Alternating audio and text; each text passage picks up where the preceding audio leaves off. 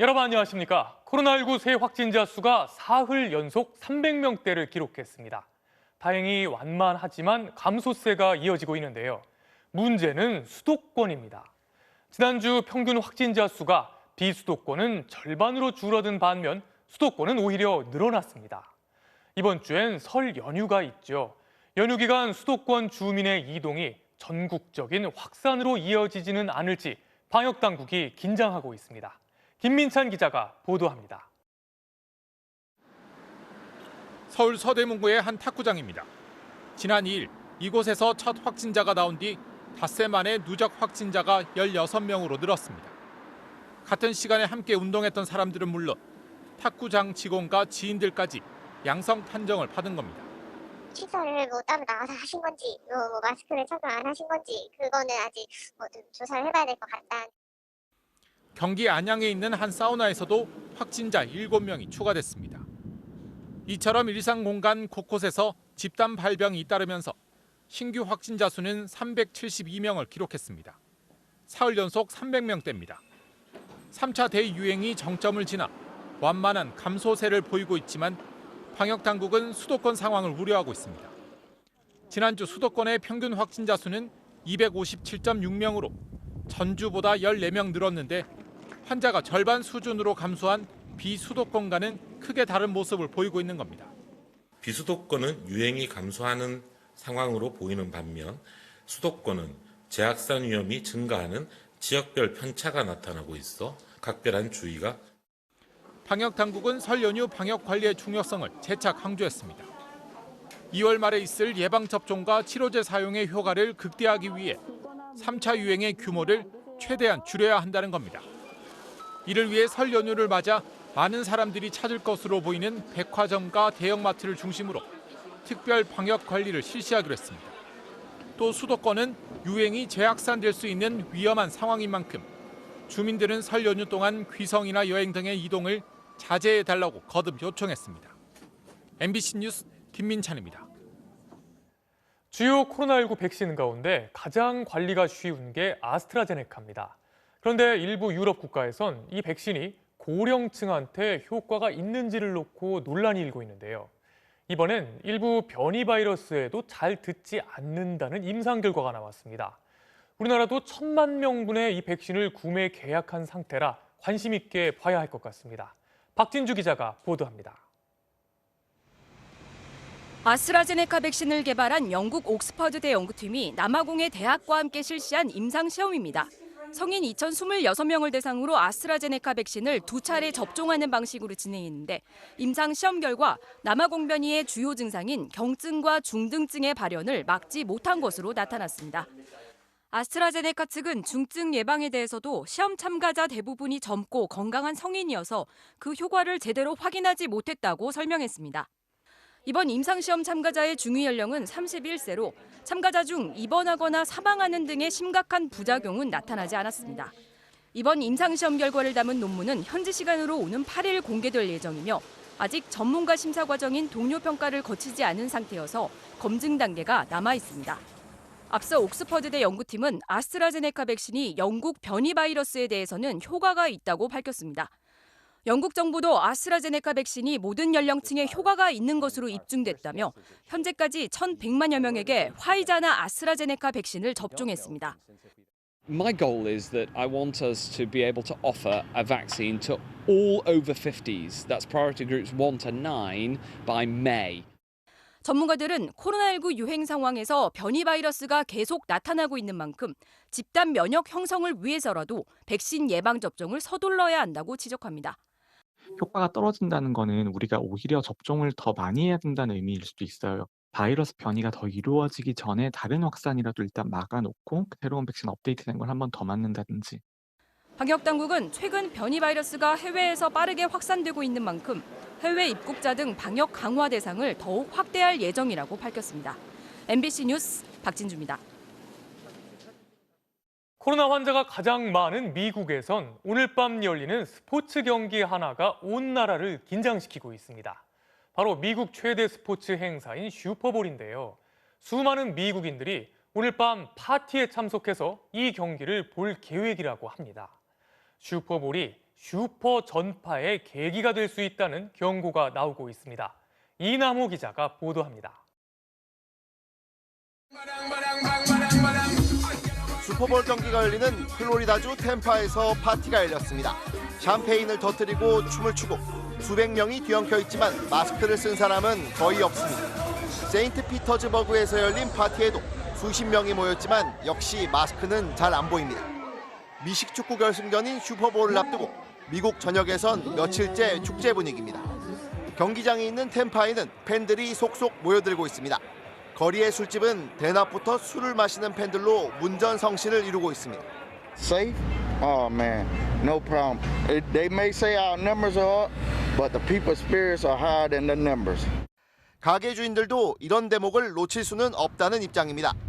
I mean, we depend on the people coming in, spending money, having a good time, and especially during sports, you know, that's our most thriving time. At the same time, we got all our bills to pay for. We have. 미국 세트놀 대학이 실시한 여론조사에 따르면 미국인 4명 중 1명은 슈퍼볼 파티에 참석해 응원을 펼치겠다고 답했습니다. 음식을 나눠 먹고 함성을 지르며 서로 끌어안는 등 밀접 접촉이 일어나기 쉬운 상황. 보건당국은 변이 바이러스 대유행을 부를 수 있는 만큼 자제를 호소했습니다. Please watch the Super Bowl safely, gathering only virtually or with the people you live with. 템파시는 도시 전체에 마스크 의무 착용 명령을 내렸고 프로 미식축구협회도 경기장의 관람객 수를 3분의 1 수준으로 제한하는 등 방역 조치에 나섰습니다. 그러나 정작 경기장 밖 파티 참석자들에 대해서는 뾰족한 대책이 없어 보건당국을 긴장시키고 있습니다. MBC 뉴스 이남호입니다. 박범계 법무부 장관이 취임 이후 처음으로 검찰 고위 간부 인사를 단행했습니다. 전임 추미애 장관 당시 검찰 인사가 윤석열 검찰총장과 충돌하는 시작이 됐었죠. 이번 인사는 어땠을까요? 윤수환 기자가 분석했습니다. 이례적으로 일요일 오후 발표된 박범계 법무부 장관의 첫 검찰 고위 간부 인사. 추미애 전 장관의 최측근으로 윤석열 검찰총장의 가족 등 수사를 지휘해온 이성윤 서울중앙지검장은 유임됐습니다. 윤 총장에 대한 징계 청구를 주도했던 법무부 심재철 검찰국장, 검사 술접대 의혹을 수사한 이정수 서울 남부지검장은 서로 자리를 맞바꾸면서 추 전 장관이 중용했던 인사들은 계속해서 핵심 요직을 지켰습니다. 비어있던 대검 기획조정 부장 자리엔 조종태 전 검찰개혁 추진단장이 임명됐습니다. 1년 전 추미애 전 장관이 검사장급 32명을 바꾸며 검찰 조직을 뒤흔든 데 비하면 이번 인사는 불과 4명으로 소폭에 그쳤습니다. 형식적으로도 박범계 장관은 지난주 2차례 윤 총장을 만나 인사 문제를 상의하면서 추 전 장관 때와 같은 정면 충돌을 피했습니다. 하지만 인사 결과를 뜯어보면 충돌의 불씨는 그대로입니다. 당초 윤 총장은 이성윤 중앙지검장과 또 검찰총장 징계를 추진하며 혼란을 불러온 참모진은 교체해달라고 요구했지만 박 장관이 이를 받아들이지 않은 겁니다. 인사 발표 내용도 미리 통보하지 않은 것으로 알려졌습니다. 윤 총장의 최측근으로 검언유착 의혹 수사 대상인 한동훈 법무연수원 연구위원 역시 수사 일선에 복귀하지 못했습니다. 법무부는 최근 6개월마다 대규모 인사가 실시됐기 때문에 이번 인사는 최소화했다고 설명했는데 오는 7월 윤석열 총장 임기가 끝나면 대규모 물갈이 인사가 있을 것으로 예상됩니다. 월성 원전 경제성 조작 의혹을 수사하고 있는 이두봉 대전지검장도 유임시켜 정권을 겨냥한 수사를 계속 맡겼는데 이번 인사에서 박 장관이 윤 총장을 의식해 내놓은 타협책이란 분석도 나옵니다. MBC 뉴스 윤수환입니다. 4월 7일 열리는 서울시장 보궐선거가 오늘로 딱 2달 앞으로 다가왔습니다. 여야 모두 후보 단일화가 쟁점이 되고 있는데요. 범여권에선 오늘 민주당 우상호 의원이 열린민주당 정봉주 전 의원과 단일화를 합의했습니다. 야권에선 안철수, 금태섭 두 후보 사이에 단일화 실무 협상이 시작됐습니다. 여야 후보 간 기싸움도 치열해지고 있는데요. 이기주 기자가 취재했습니다. 더불어민주당 우상호 의원이 김진애 의원에 이어 열린민주당의 또 다른 후보인 정봉주 전 의원과 만나 서울시장 후보 단일화에 합의했습니다.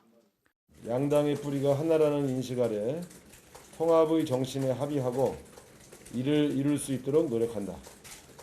우리 두 사람은 통합을 전제로 한 후보 단일화에 합의한다. 지도부 결정과 전당원 투표 등이 필요하다는 전제하에 선거 전 통합이 어렵다면 통합 선언이라도 한다는 데 동의했습니다. 열린민주당과의 단일화에 앞장서며 친문 표심 잡기에 주력하고 있는 우상호 의원, 중도층 공략에 집중하고 있는 박영선 전 장관도 단일화는 빠를수록 좋다, 통합에도 찬성한다는 긍정적인 입장을 밝혔습니다. 야권의 신경전도 계속됐습니다. 국민의힘 김종인 비상대책위원장은 서울시장 선거에 국민의힘이 후보를 못 내는 상황은 오지 않을 것이라며 자신감을 표했습니다. 우리나라의 소위 후보 단일화하는 그 과정을 쭉 지켜볼 것 같으면 큰 당의 뿌리를 가진 사람이 전국에 가서는 단일 후보가 되는 것이 상례라고 저는 봐요. 국민의당 안철수 대표는 즉답을 피하며 애둘러 비판했습니다. 국민의힘 후보가 최종 나올 것이다 자신감을 좀 표현하셨는데 지금은 누가 이기는 게 중요한 게 아니라 야권이 승리하는 것이 중요합니다. 안철수 금태섭 단일화를 위한 실무 협상도 오늘 비공개로 진행됐는데 양측은 단일화 경선 결과를 3월 1일 발표하기로 합의했습니다. 다만 토론 횟수와 시작 시기 등은 추가 협의하기로 했습니다. 가능한 일찍 여러 번 토론하자는 금 전 의원과 토론의 내용이 더 중요하다는 안 대표 입장이 맞서고 있는 걸로 전해졌습니다. MBC 뉴스 이기주입니다. 한진중공업 해고 노동자 김진숙 씨가 복직을 촉구하며 작년 말 부산에서 도보 행진을 시작했는데요. 34일 만인 오늘 서울에서 마무리했습니다. 다른 해고 노동자들과 시민들이 함께 걸었습니다. 홍익표 기자가 현장에 다녀왔습니다. 오늘 오전 서울 흑성역 앞. 김진숙 복직이라는 조끼를 걸친 사람들이 눈에 띕니다. 발열 체크를 하고 명단에 이름도 적습니다. 10명 이상 집회를 할 수 없는 방역수칙상 9명이 한 조로 행진합니다. 같은 해고자로서 이제 그 심정을 너무나 잘 알고 있기 때문에 이렇게 같이 참여하게 되었습니다. 작년 말 정년을 하루 앞두고 한진중공업 해고 노동자 김 씨는 부산에서 도보 행진을 시작했습니다. 재발한 암 치료도 뒤로 미룬 채 길 위에 선 건 단지 자신의 복직을 위해서만은 아니었습니다. 저뿐만 아니라 이 수많은 해고 노동자들, 비정규직 노동자들이 하루빨리 좀 일터로 돌아가서 이렇게 고생하지 않는 사회가 됐으면 좋겠네요. 30여 년 전 노조 활동을 했다는 이유로 자신을 해고했던 한진중공업 본사 앞. 2009년과 작년 김 씨를 복직시키라는 권고가 있었지만 회사 측은 응하지 않고 있습니다. 해고 노동자 김진숙 씨가 만들던 배를 의미하는 종이배를 들고 시민들은 김 씨의 복직과 노동자에게 안전한 일터를 만들어달라고 요구했습니다. 400km를 걸어와 다다른 청와대 앞. 자신의 복직과 부당해고 금지를 외치며 48일째 단식 중이던 동지들을 끌어안은 김 씨는 후퇴 논란이 제기된 중대재해기업처벌법의 온전한 제정도 촉구했습니다. 왜 노동자들은 여전히 죽어가는가? 그 대답을 듣고 싶어 34일을 걸어 여기까지 왔습니다. 주최 측이 명단을 토대로 파악한 이번 희망뚜벅이 행진 참가자는 약 700명. 갑자기 모여든 인파로 인해 경찰은 코로나19 확산이 우려된다며 한때 해산 명령을 내리기도 했지만 큰 충돌로는 이어지지 않았습니다. MBC 뉴스 홍익표입니다. 알츠하이머병으로 투병 중인 배우 윤정희 씨가 프랑스 파리에서 남편과 딸로부터 방치돼 있다는 주장이 제기됐는데요. 이에 대해 배우자인 피아니스트 백건우 씨는 근거 없는 주장이라고 일축했습니다. 임상재 기자입니다. 지난 5일 청와대 국민청원에 올라온 글입니다. 10여 년 전부터 알츠하이머를 앓고 있는 배우 윤정희 씨가 남편인 피아니스트 백건우 씨와 딸로부터 방치된 채 홀로 투병 생활을 하고 있다는 내용이었습니다. 그러면서 이 청원인은 간병인도 없고 형제들이 통화를 하거나 방문을 하려면 미리 약속을 해야 한다며 윤 씨가 감옥 같은 생활을 하고 있다고 주장했습니다. 백건우 씨 측은 즉각 소속사를 통해 입장문을 내고 해당 내용은 근거 없는 거짓이라고 반박했습니다. 아내 윤 씨가 딸의 아파트 바로 옆집에서 백 씨 가족과 법원에서 지정한 간병인의 돌봄 아래 생활하고 있다는 겁니다. 특히 형제들의 통화와 방문이 제한된 건 법원의 판결에 따른 것이라고 덧붙였습니다. 백 씨 소속사에 따르면 백건우 씨와 윤 씨의 형제들은 그동안 법적 분쟁을 벌여왔습니다. 알츠하이머를 앓는 윤 씨를 대신해 경제 문제 등을 결정할 후견인을 누구로 할지를 놓고 다툼을 벌인 겁니다. 형제들은 백 씨와 딸이 윤 씨에게 애정을 보이지 않고 금전적으로 횡령을 한다고까지 주장한 것으로 알려졌습니다. 하지만 작년 11월 파리 고등법원은 이 같은 주장은 근거가 없다고 최종 판결했습니다. 백 씨와 딸의 후견인 지위도 그대로 인정했습니다. 10대 가족이니까 딸과 남편이 너무 당연하게 보호자잖아요. 윤정희 씨는 1960년대의 대표적인 배우로 피아니스트 백건우 씨와 결혼해 프랑스에 정착했습니다. 2010년 이창동 감독의 영화 시에서 알츠하이머 환자 역을 맡아 열연했고 그해 칸 영화제 레드카펫을 밟기도 했습니다. MBC 뉴스 임상재입니다. 네이버가 실시간 인터넷 검색어, 줄여서 실검을 이번 달 말에 폐지합니다. 여론 조작이라는 비판에도 16년 동안 유지했던 서비스인데 없애는 이유는 무엇일까요? 정진욱 기자가 분석해봤습니다. 포털 사이트에서 일정 시간 검색량이 가장 많이 증가한 단어들을 순위를 매겨 보여주는 실시간 검색어 서비스. 지금 이 순간 사람들의 관심사를 생생히 보여준다는 점에서 큰 인기를 끌어왔습니다. 하지만 곧 의도적으로 같은 단어를 검색창에 입력해 순위를 올리는 수법을 통해 여론을 보여주는 게 아닌 입맛대로 여론을 만드는 수단으로 전락했다는 비판이 끊이지 않았습니다. 특정 상품 마케팅 수법으로 악용되는가 하면 2019년 조국 전 법무부 장관 임용 당시엔 조국 힘내세요, 조국 사퇴하세요 같은 단어가 사흘간이나 실검 순위에 오르내리며 정치적 다툼의 장이 펼쳐지기도 했습니다. 실검에 대한 논란이 계속되자 결국 카카오가 먼저 작년 2월 실검을 폐지했고 국내 1위 포털인 네이버도 이번에 실검 폐지를 결정한 겁니다. 이용자들이 직접 검색하는 형태들이 되게 많아지셨고 그거에 따라서 우리가 제시형으로 주던 급상승 검색어와 같은 요 서비스는 종료하는 게 현재의 트렌드상으로 맞다. 전문가들은 네이버 검색량이 예전만 못하다는 점도 실검 폐지 이유로 들고 있습니다. 네이버의 주 수입원은 검색어를 입력했을 때 노출되는 광고. 실검 서비스로 사람들의 유입을 늘려 검색량과 광고 수익을 얻어왔는데 지금은 사정이 크게 달라진 겁니다. 2016년 국내 검색 시장의 80% 이상을 차지했던 네이버는 지난해는 검색어 점유율이 50%대로 떨어졌습니다. 반면 5년 전 점유율이 1%도 안 됐던 구글은 점유율을 30% 이상으로 끌어올리며 네이버를 위협하고 있습니다. 더 이상 이제 실검과 관련돼서 그런 걸 통해서 또 광고 수익을 올리기 어려운 구조로 또 가고 있는 것도 사실이죠. 투브라든가 광고가 상당히 그쪽으로 이동해 있기 때문에. 결국 네이버는 논란을 빚는 실검 서비스로 기대되는 검색 시장의 수익보다는 유통이나 웹툰 등 최근 급성장하고 있는 신사업에 집중하기 위한 전략을 취한 것으로 해석됩니다.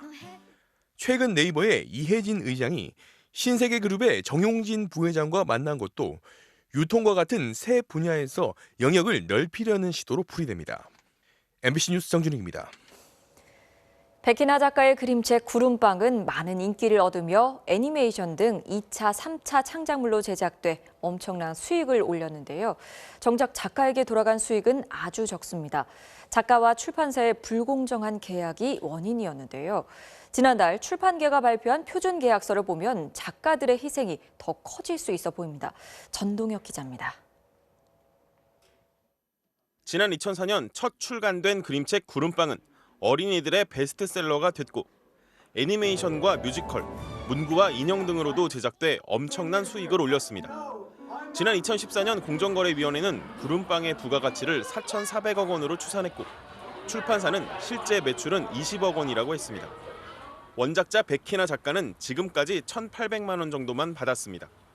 최초 계약 당시 출판사에 2차 저작권 등 모든 저작권을 통째로 넘기는 매절 계약을 했기 때문입니다. 제3자로 소외돼서 구경밖에 할 수가 없었어요. 작품이 그 본질을 잃어버린 게 가장 큰 손해고. 공정위는 이 사건을 계기로 매절 계약은 불공정하다고 했지만 법원은 출판사의 손을 들어줬습니다. 그런데 작가들이 다시 이런 매절 계약에 희생될 수 있다는 우려가 최근 불거졌습니다. 출판사 단체들이 지난달 2차 저작권도 출판사에 위임한다는 매절 계약과 유사한 내용의 통합 표준 계약서를 발표했기 때문입니다. 작가단체는 즉시 철회하라며 반발했습니다. 불평등하고 정의롭지 못한 계약서라고 생각을 해요. 신인 작가들이 그 저작권에 대해서 잘 모르잖아요. 피해를 입을 상황에 올 수가 있지요. 이에 대해 출판사 단체에선 표준 계약서는 일종의 가이드라인에 불과할 뿐 강제 규정이 아니라고 설명했습니다. 100% 이걸 꼭 써야 된다는 강제 사항은 아니거든요. 50% 빼고 50%만 적용해도 되고, 근데 여기 없는 내용도 또 더 넣을 수 있는 거예요. 이와 관련해 문체부는 2차 저작권의 보호를 강화하는 내용이 담긴 새로운 표준 계약서를 이달 중 공표할 계획입니다. MBC 뉴스 전동혁입니다. 오늘 뉴스데스크가 끝나고 곧바로 방송되는 탐사기 엑스트레이트는 편법 증여 의혹을 받고 있는 전복민 의원이 총선 당시 미래통합당 공천을 받게 된 내막을 집중 보도합니다. 또 지난 연말 스트레이트 첫 보도 이후 전 의원 일가 회사에서 대규모로 문서를 파쇄해버리고 있는 현장과 가족 회사 간 수십억 원대 수상한 자금 흐름 등도 취재했습니다.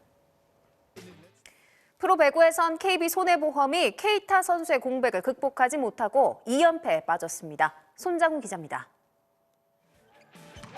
주포 케이타가 허벅지 부상으로 2경기째 결장한 KB손해보험. 오늘도 케이타의 공백은 컸습니다. 한 세트를 따내긴 했지만 1대1로 맞선 3세트부터 박철우의 공격과 신영석의 높이에 밀려 한국전력에 내리 2세트를 내주고 패했습니다. 지난 경기에서 선수들을 강하게 질책했던 이상열 감독은 오늘은 심판 판정에 예민한 모습이었습니다.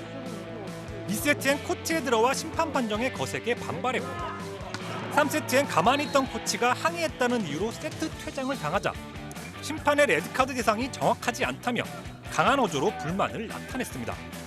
아니 박 코치는 말도 안 했다니까. 말도 안 했어. 예. 무슨 말도 안 되는 소리야. 그러니까 기분대로 하지 말라고. 결국 케이타 없이 2연패를 당한 3위 KB손해보험은 우리카드의 승점 2점 차로 쫓기며 본배구도 위태로운 상황이 됐습니다. 여자부에선 도로공사가 4세트에서 무려 10점 차를 이겨내고 2대2 균형을 맞췄고 결국 5세트를 가져와 극적인 드라마를 완성했습니다. 프로농구에선 석점슛 14개를 터뜨린 현대모비스가 인삼공사를 꺾고 리그 2위 자리를 지켰습니다. MBC 뉴스 손장훈입니다. NBA 골든스테이트의 커리 선수 석점슛 11개를 포함해 무려 57점을 몰아쳤는데 팀 패배로 마지막엔 웃지 못했네요. 일요일 밤 스포츠 뉴스였습니다.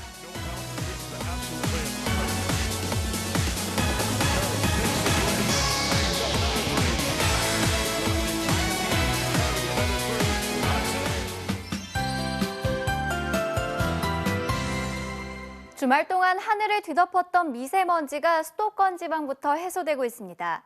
청정한 바람이 유입되면서 서울은 초미세먼지 농도 14마이크로그램으로 좋음 수준을 회복했습니다.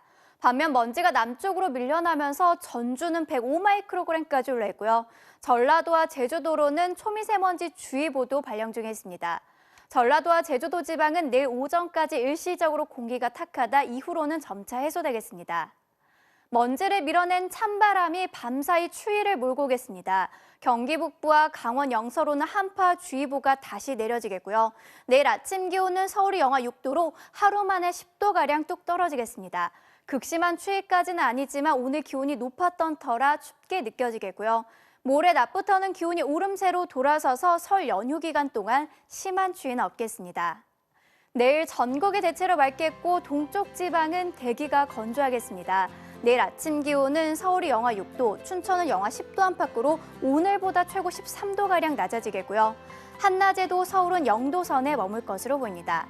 당분간 눈이나 비 예보 없이 맑은 날씨가 계속되겠습니다. 날씨였습니다. 명절을 앞둔 설렘이 예전 같지 않은데요. 하지만 모두를 위해 방역 수칙을 잘 지키면서 즐거운 명절 준비하시면 좋겠습니다. 다음 주에 뵙겠습니다.